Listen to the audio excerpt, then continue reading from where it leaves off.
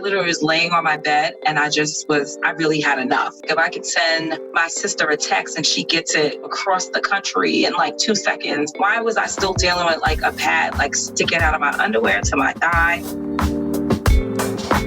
You're listening to Side Hustle Pro, the podcast that teaches you to build and grow your side hustle from passion project to profitable business. And I'm your host, Nicaila Matthews-Okome. So let's get started. Alrighty, guys. So welcome back to another episode of Side Hustle Pro. Today in the guest chair, we have Crystal Etienne, the CEO and founder of PantyProp. Crystal is a mother, a wife, and a businesswoman. And like many of us, she used to be juggling 50 things at a time. So she's familiar with the struggles of running a business and dealing with daily life, like your menstrual cycle, as well as stress incontinence. And she's also helped her daughter navigate the ups and downs of her first period. But in 2015, Crystal decided that enough was enough. She dared to ask herself, why am I settling for these products that were designed decades ago, are uncomfortable, and fail constantly? Why am I giving my young girls objects that are often riddled with chemicals to insert into their bodies? And why am I stressing over the embarrassment and shame of leaks and stained clothes and sheets? So instead of wondering these things, Crystal decided she wanted to wear white with confidence, have her daughter race in the swim meet, and sit through hours of her long board meetings without worrying. And after years of testing hundreds of prototypes, tweaking designs, and being her own guinea pig, Crystal has finally perfected the exact equation of design, fit, and most importantly, security behind each PantyProp underwear and swimsuit. So today we'll get into how she came up with the concept, how she produces PantyProp, and the lessons learned in entrepreneurship. Welcome to the guest chair, Crystal. Hello. Thank you. Thank you for having me. Of course. Now, I am really excited about this because this is actually an idea that nobody knows this, but this is something that I have thought about, like just especially the swim part. Like, yeah, why does this have to be so difficult? I remember taking my first swim lesson and missing like 2 classes because I didn't want to wear a bulky pad. Can we talk about it? Yeah. So why pads? Like, what inspired you to come up with PantyProp, and what was your mission? Honestly, just really being aggravated. Like most people, I just, that saying, when enough is enough, it really is. Like that's what it had boiled down to that day for me. Like it was just like literally like enough was enough for me. I had figured to myself, like if I could send my sister a text and she gets it, across the country in like 2 seconds, why was I still dealing with like a pad, like sticking out of my underwear to my thigh?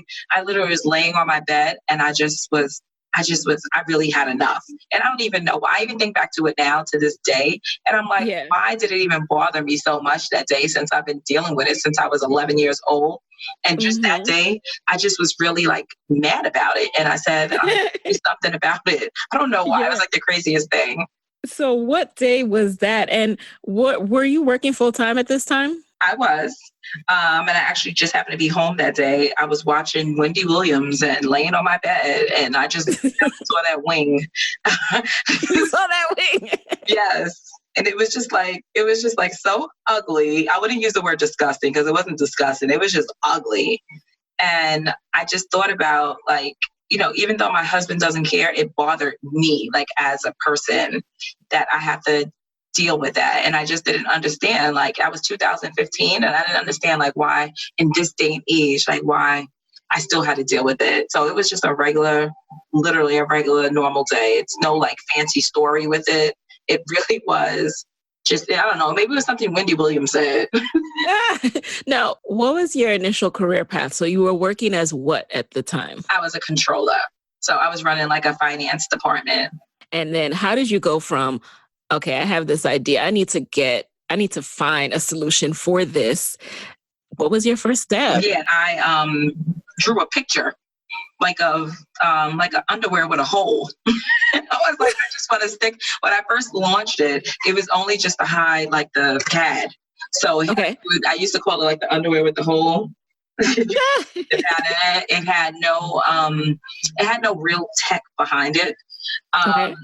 And then as I evolved and then I started seeing like I can do other things and speaking with people all the time. And that's when I started getting the real tech behind it. I had actually perfected like angling it like perfectly under your body and things like that. So the initial was just a picture of me drawing it. Underwear with a hole. It really didn't look like an underwear, but because I'm no artist, yeah, it was that. And then it was just a matter of me saying, like, I'm going to actually create it, like for the 5 people who's probably aggravated like me. Now, you mentioned that you initially, you tested out. So were you, after you drew it, did you also try to make it yourself? No, I never knew. I never tried to make it myself. Oh, okay. Yeah, no, that I never did. I told you, my background is a financial controller, business operations. So I know how to run a business. I said, no, I'm going to get it made from a business. Yes. There. So what I did was I live in New York. So I just got on the train and I went to the fashion district, and I thought it would be easy, like to just walk around and, find like, I just thought there was a bunch of factories. It was not. So it was a little harder than what I thought. People just think that they're going to move to New York. Well, I just jumped on the train and I got out, and I was like lost for words, like for thinking that I could just find someone that day, like to do it. So I just researched. And then I found a few people like to actually make it from my drawing. Okay. Wait, let's talk about the research piece for a second, because in starting to develop this, I know you took some time to get a sense of not only, okay, is this a problem for me, but also what was missing? So did you do any consumer research? What did you discover was missing from the market, specifically for Black consumers? Initially, no, I was my own customer. I did everything based around myself, like with PCOS, bleeding heavy, being uncomfortable with that thing. And then I come to realize, like after I started the company, and now you got to get deep, to actually really like get into your customers' heads. I started doing research around, and I had found out that actually there is a lot of women just in general, and a lot of Black women specifically, like myself, that we just tag certain things off, like with our period, that is just, I just have a heavy flow. When in reality, we really have something underlining happening. And then we're also uncomfortable, like myself at that time, I was uncomfortable with tampons because I have PCOS. So within like a half hour, I can wear a tampon, but my body rejects it because I'm bleeding extremely heavy. And I didn't even know, like when I first had PCOS, that I had it. So what I realized is that there's a lot of women, a lot of Black women too, like myself, that we just ignore a lot of the symptoms that we have. And most people, if you ask someone about a period, they start talking about PMS, cramps, and things like that. And we just peg it as like normal, but not normal. It's really weird because I was one of those people. And then when I did the research, I started seeing that it's a lot of that inserting foreign objects into our body that is actually causing more of the problems. And we just ignore being uncomfortable with it. Interesting. What were those next steps now, once you discovered who you needed to reach out to get this product made? That was doing research as far as like just a regular Google search I started with. And then if you do Google search, there's a lot of things that come up. And then I had found somebody that I stayed day in, day out with, a small factory in the city. And I had them make me samples, and I actually used like 3 different places because I wanted to see like which one came out right.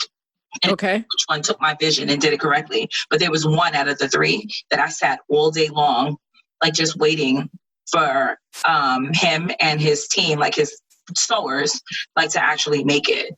That's so interesting because a lot of my guests come on and they're working with people in China. Like a lot of times we think of factories and we're like, okay, we got to go to China and get this made. But you were able to find US-based factories to make your product. Yeah, with my product, it was important to me for it to be correct, like as far as like the angle, as far as not having to worry about it and things like that. Everybody's body is completely different, so no one's flow is the same. So there's no company out there, if that's the case, then like Procter & Gamble or Kimberly-Clark would have this mastered already. There's no one out there that has the same flow. So it's just a matter of, test and trial. And I just wanted to cover like people that were like myself and like my daughter. Okay. My daughter that's how the swimwear came about, because my daughter being a competitive swimmer, I've seen plenty of young girls, 9 years old to 11 years old, 12, sitting crying on the sidelines because they couldn't brace their body to actually put a tampon in to go and compete the day of the competition.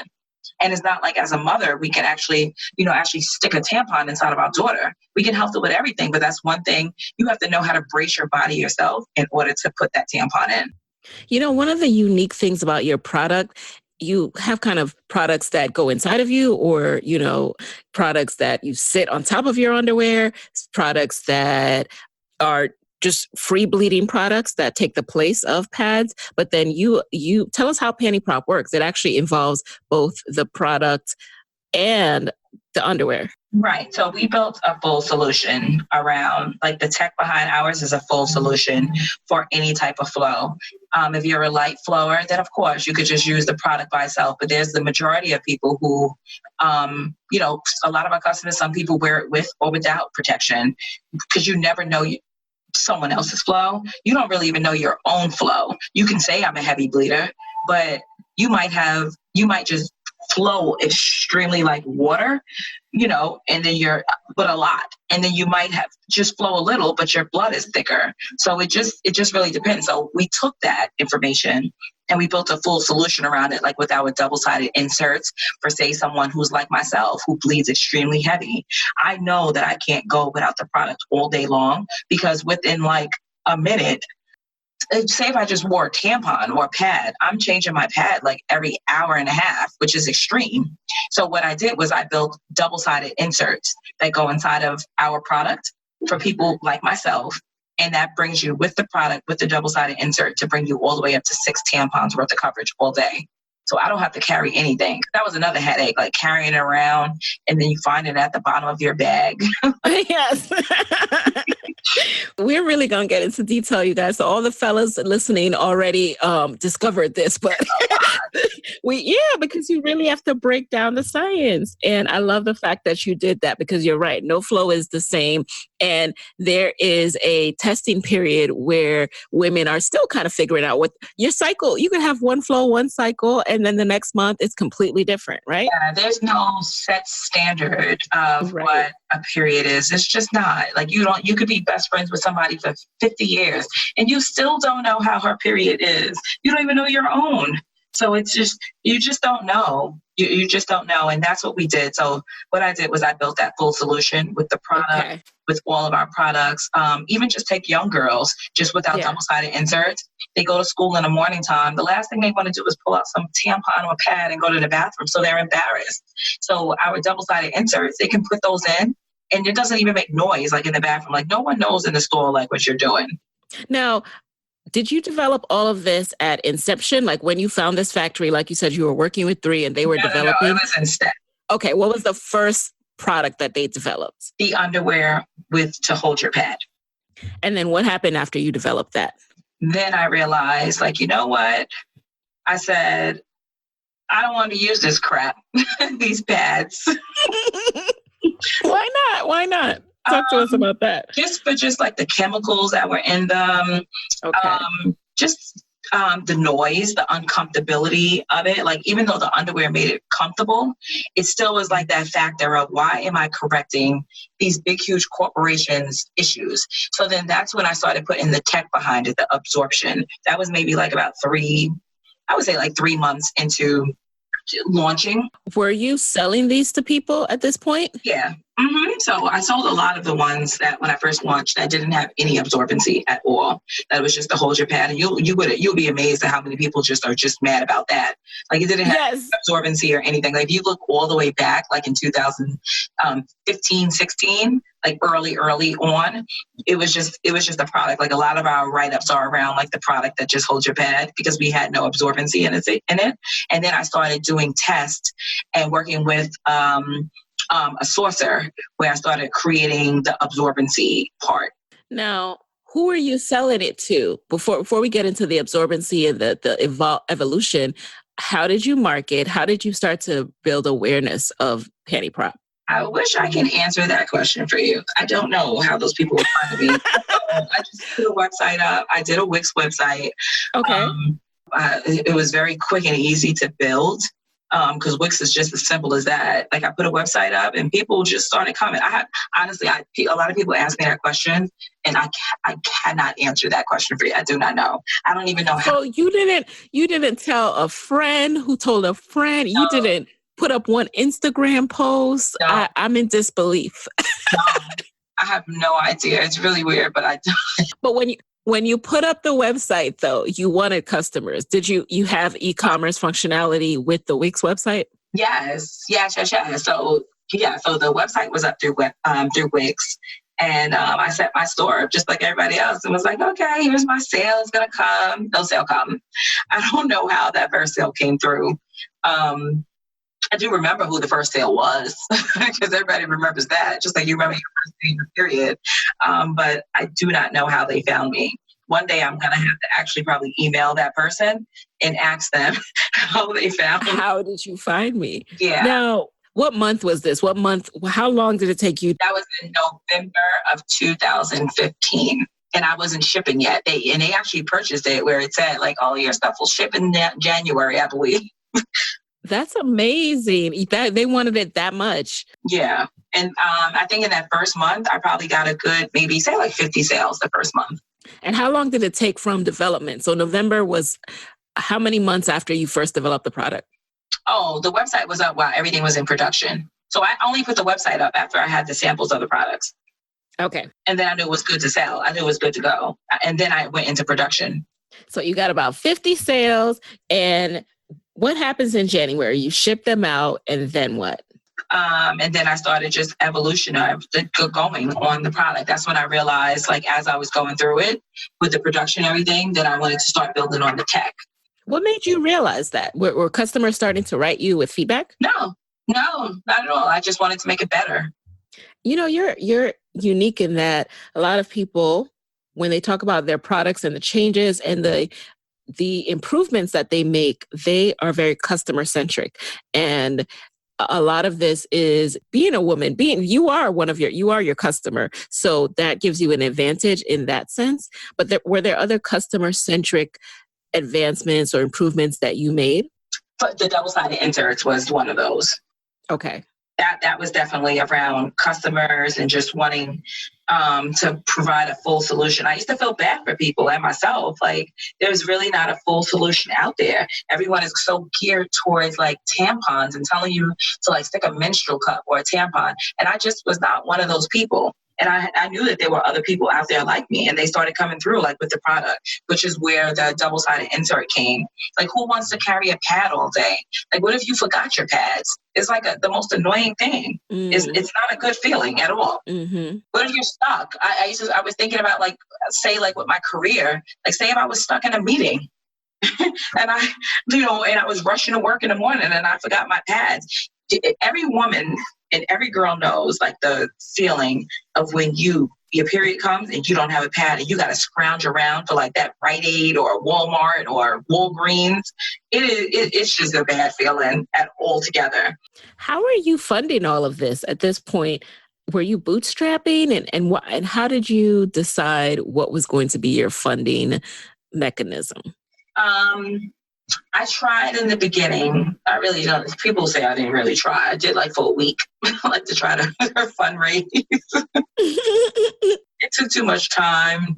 They wanted me to like hire like a whole staff. And I was like, after like a week, I was like, forget this.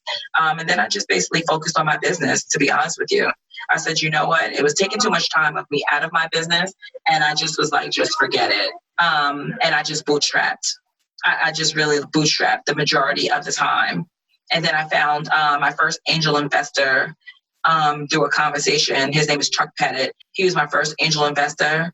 He gave me funds because my product at that time was selling a lot, but we were always back ordered. I've always had a back order problem because so many people want the product.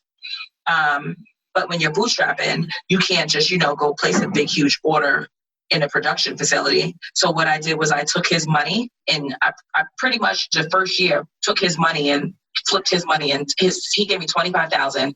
I flipped that into $1.1 million because he gave me that money.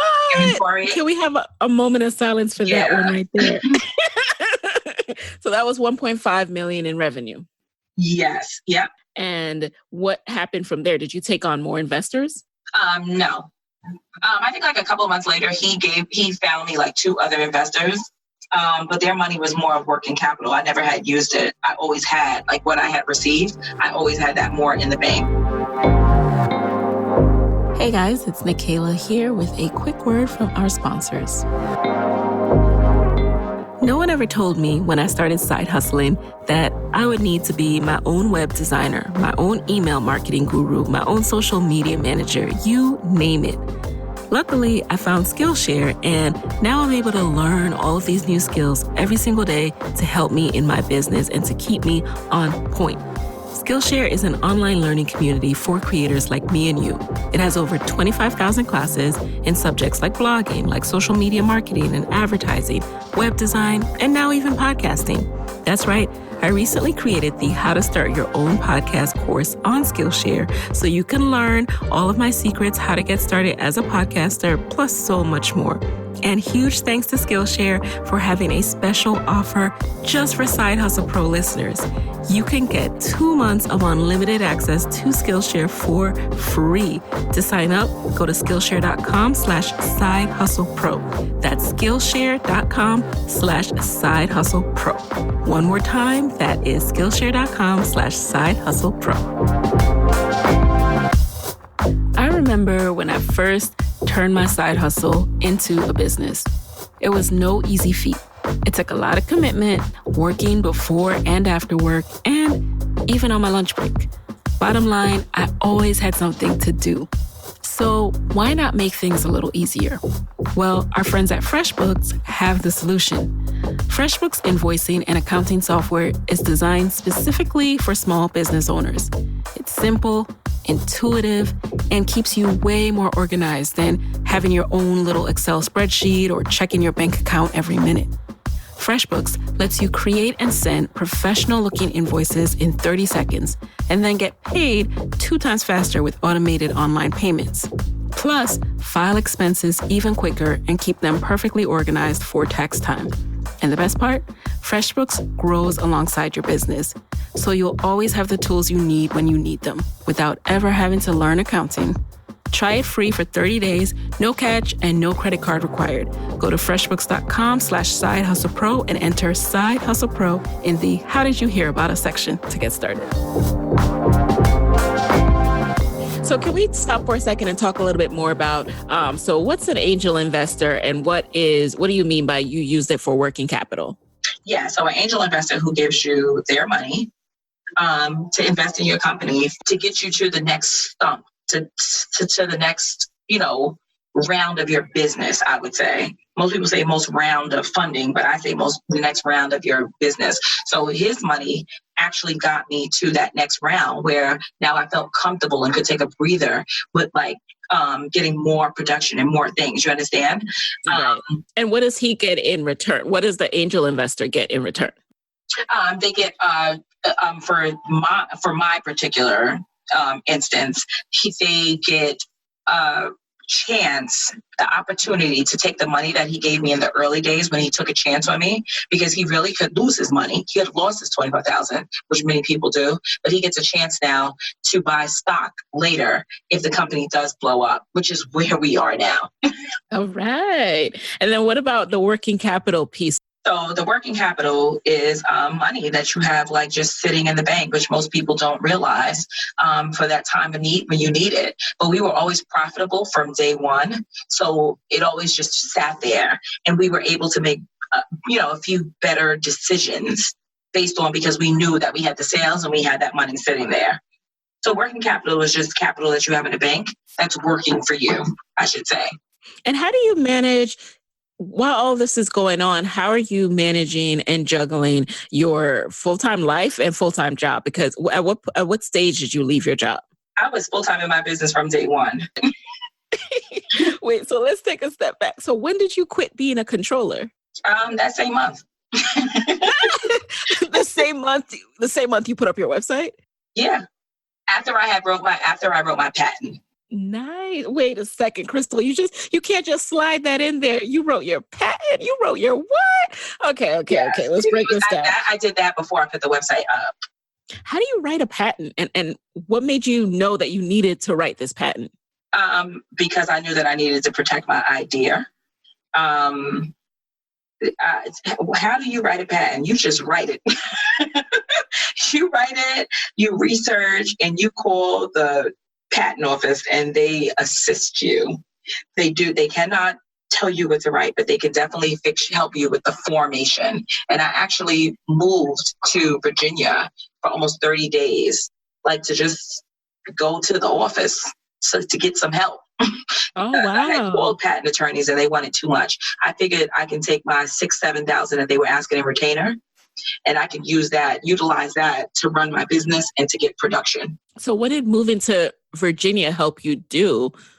To go to that patent office almost every single day to ask my stupid questions. I love it. I need to figure out a patent to write right now. So your product is patent protected. It right now is patent pending. Mm-hmm. It's in like its last stages. Yeah, because it takes years. Oh, okay. And you quit your job that same month. Yeah. Now, what did your husband have to say? And how did you go from being a 2-income household to 1? My husband said, "Are you kidding me? You need to go back to work." That's what he said. Now I tease him all the time. At least once a month I tell him, I'd be like, that idea wasn't so bad now, is it? So you knew that you were sitting on something great. I love that. I didn't know. I was acting like I knew, but I didn't know. I was acting like it to him. Had you saved at least so that you guys could manage that shift from 2 incomes to 1? Yeah, well, I always made a very good, decent 6-figure salary. So I always had assets and money. That's why I didn't stress so hard when I originally started trying to raise funds and I didn't get it. So I've always saved my money since I was a kid. Now let's go back into the investing piece, because I read that in your first year, you made $300,000 in revenue, and 2 years later, you flipped that into, was it 1.1 or 1.5? It was 1.1. 1.1. Okay. So how do you manage to have profit out of this when, there's a lot of manufacturing going on? And by the way, I'm impressed. I'm saying this out of sheer amazement, because I know at this point you have to be paying people to make this, and there's overhead in that sense. Can you talk a little bit about that? Yeah, that comes from my background. I just know how to run a business. I didn't focus on, nonsense that most people would see as nonsense. What's that? What's nonsense? Just hiring a bunch of people that you don't need, just to say you got them. I would say there's a whole lot of things that are nonsense. Let me see what else. Something would be nonsense that I didn't spend money on. Getting a space. Most people, when you first start out with anything, and this is not just for a business, most people are looking for the validation of other people. I've never been that person to look for the validation of other people. So I just knew that I needed to run my business and I needed to put out a product that people wanted. And that was my only concern. And it didn't matter how I got it done, as long as it was right on the sales side, I was good.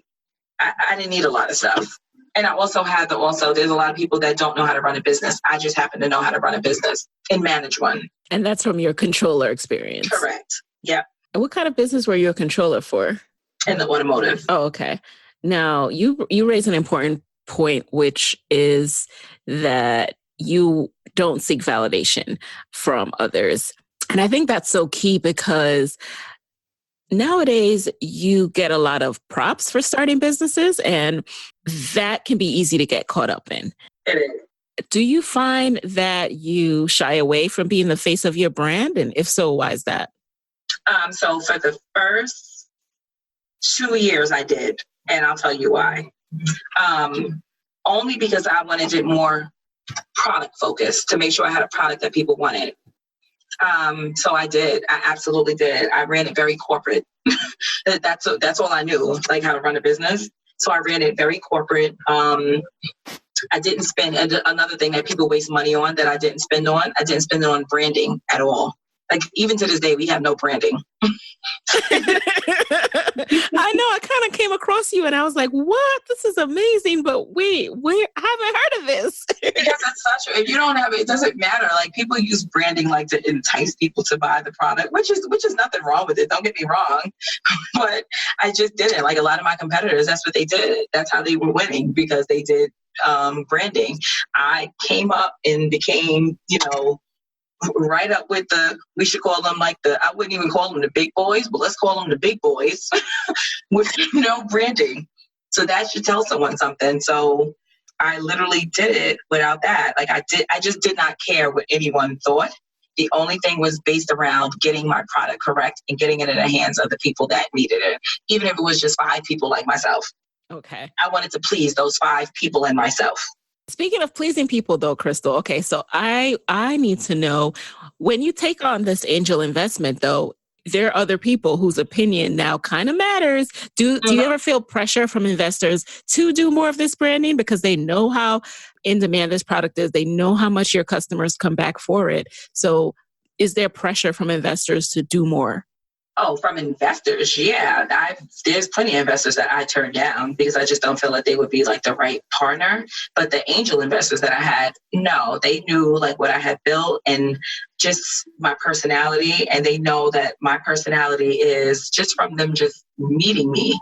They know that anyone who knows me knows that I'm a person who I say I'm going to do something, I'm going to do it. Like I'm going to do whatever I can to get it done. Like, I'm going to do it. Like, I'm not going to let anything stand in my way. I'm willing to, like, take risks. I really am. I don't know why, but I am.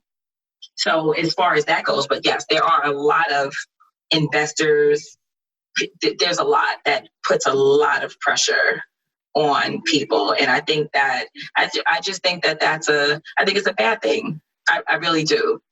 And do you feel that with everything that's gone on, you seem like a very strong person, someone who has been laser focused from the get-go. But tell us about something that went wrong or just a challenging moment you had where you felt like possibly abandoning PantyProp. Oh, I've never felt to abandon it. Okay. That I haven't felt yet. That's great. And probably the day I do, trust me, I won't be here. I've never felt like that, but I've had things go wrong. I've had 1 month where a batch of bad production came in. And I found out that because customers started emailing, like their underwear were falling apart, like the thread was coming out of it, not falling apart, but like the underwear. I'm saying what a customer says, it's falling apart. It fell off of me on the street. I just went into like customer mode for a second. But like the threads were like, coming loose or they were like hanging. So that was a bad time that I handled it. Like I went to the production facility, the customer don't care about who's producing it. It looks bad on the company. So I went to the production. I told my customer support, to get pictures. I went to them and I said, what the heck is this? Like, we need to fix this. It's out there. And it's just, fixing a problem. Nothing is never, what I've realized and what I know, nothing is ever going to go 100% correct. And you never can please everyone. You might have one person who might say, I hate that color. And then the other one is saying, oh my God, it's so beautiful. Like you just can't please everyone. So that's what I've learned. You can't take it personal. So how do you deal with customers at this phase? Have you hired a full customer service team? Oh yeah, I've always had a full customer support team. I used to have some like an outside agency. Now we have an in-house customer support agency. We have a lot of trolls that follow us. We have a lot of companies that are in the same industry that they go around and write stuff about us because they can't believe that, the company is still around because we've never done any major investment or anything. We really just stuck by what we believed in, and that is our product. I'm sorry, we, in the beginning days, we couldn't give you a beautiful box, but we gave you a product that worked. The most important was the functionality of the product, and that's what we gave. Amen. Speaking of that, so the hiring piece, now you highlighted the fact that you didn't highlight a bunch of people or the wrong people. So how did you approach hiring? Like, who was your first hire and how did you approach scaling from there? Well, I used a lot of, I wouldn't say hire because they weren't employees. I used a lot of smart people as consultants and contractors that I just make you do what I want and I'll pay you. Can you share that secret with us? Okay, how do you make people do what you want?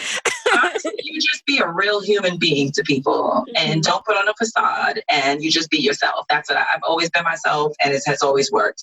When you try to get me to be different, it never comes out right.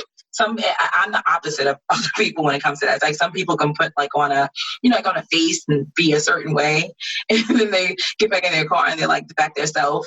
I'm not like that. I'm the same for everyone. Like how you hear me talking now, how you hear my personality is. I've always been exactly the same. If you was to bring Michelle Obama in a room right now, my whole voice and I would still be the same exact way. Like literally, yes. The same exact. So I'm just. I don't know, because I also know how to say no. And okay. I also know when someone is not good for me. I know what works for me. And I just always find people who I know that we get along well. And I mostly get along with everybody.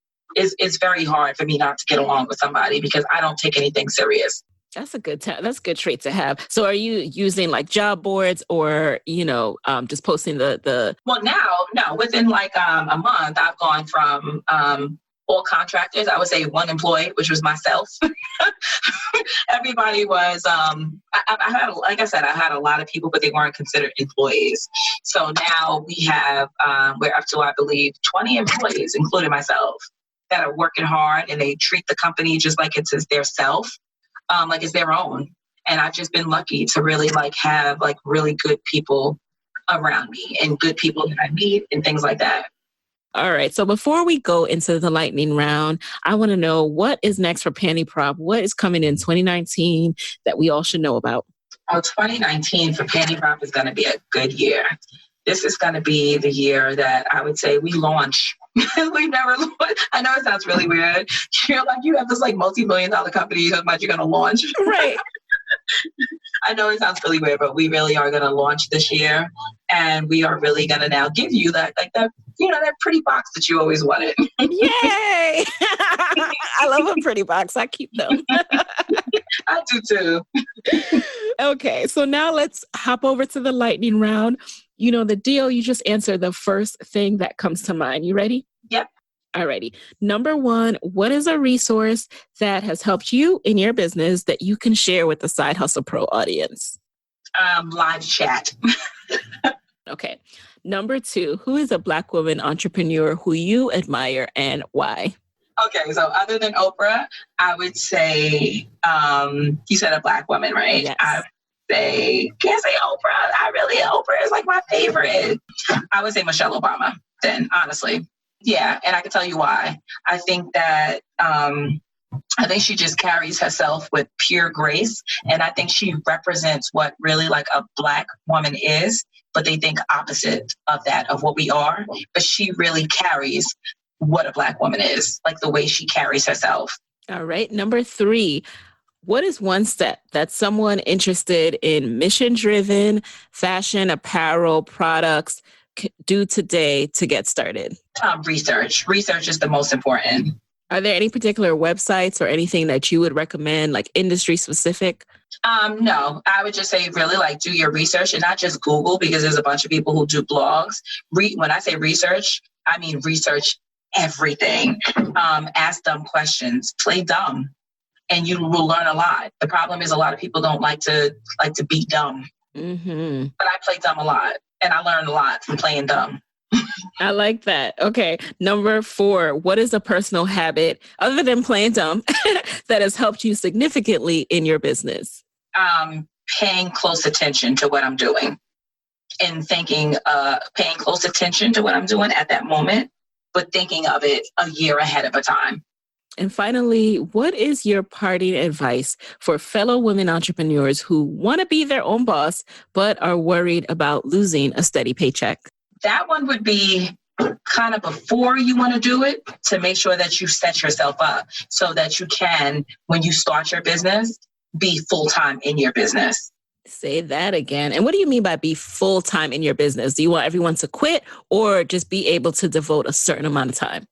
When you're ready to, no, I think you should devote as much time as you can. But before you actually go full blown with it, I think you need to set yourself up as far as monetary everything. You know, in the beginning, you asked me, like, how did I just quit? Like, go from that to income. Mm-hmm. And it's because I just always save my money. I always, even not even thinking about a business, just for even putting a business to a side. When I was younger, I always just saved my money. I always just saved to make sure that I was good for 2 years. Most people do 3 months. I do 2 years. So I was good. Because the last thing you want to do is, especially when you're running a business, is worry about money. Exactly. All right, Crystal. So where can people find you and PantyProp and connect with you and PantyProp after this episode? PantyProp.com. And for me, you can find me on Twitter, Etienne Crystal, at Etienne Crystal.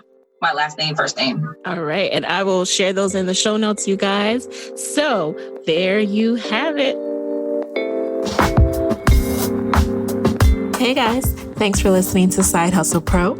If you want to hear more from me, head on over to sidehustlepro.co/Side Hustle Corner to get my weekly Side Hustle Diaries chronicles about my own journey from passion project to profitable business. And if you want to find me online, I'm at Side Hustle Pro on Instagram, Twitter, and Facebook. Don't forget to join the Side Hustle Pro Facebook community. Go to sidehustlepro.co/mastermind. And as always, if you love the show, do me a favor and subscribe, rate, and review on iTunes. Thanks, guys. Talk to you next week.